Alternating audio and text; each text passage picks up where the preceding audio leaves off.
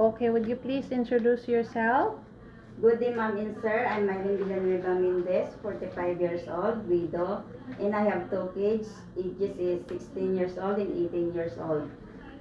I have four brothers and three sisters, and I'm a third child of the family.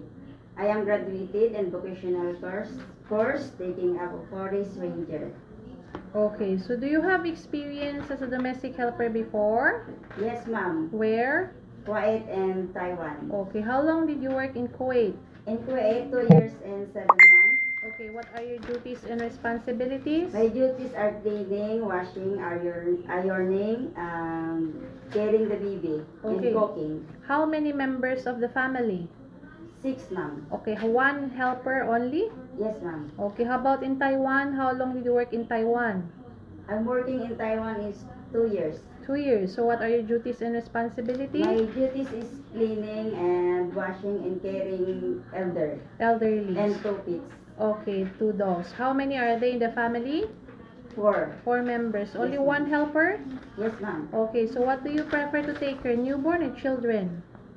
Newborn. Newborn. Okay, so if your holiday is not on Sunday, do you agree? Yes, ma'am. Okay, are you willing to share room with babies, children, and elderly? Yes, ma'am. Are you willing to work with another helper? Yes, ma'am. Are you willing to take care of dog or cat? Yes, Are ma'am. you willing to take care of disabled? Yes, Do you ma'am. drink alcohol or smoke regularly? No, Do ma'am. you eat pork? Yes, ma'am. Do you have tattoo? No, ma'am. Do you have vision problems?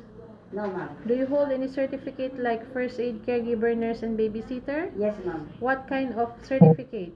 Caregiver. Caregiver. Have you any prolonged illnesses undergone surgery? No, ma'am. Have you ever involved in any criminal labor police cases? No, ma'am. So, why do you want to work in Hong Kong?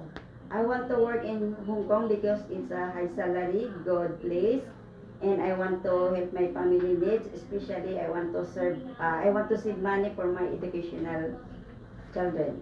Okay, so, do you still have energy to work in Hong Kong? Yes, ma'am. Okay, so if ever you will go in Hong Kong, who will take care of your children? Yes, ma'am. Who will take Elder or who will take care of your children if you will go in Hong Kong? my brother, ma'am. Your brother. Yes. So is it okay for him? Yes, ma'am. Okay, thank you. Thank you, ma'am.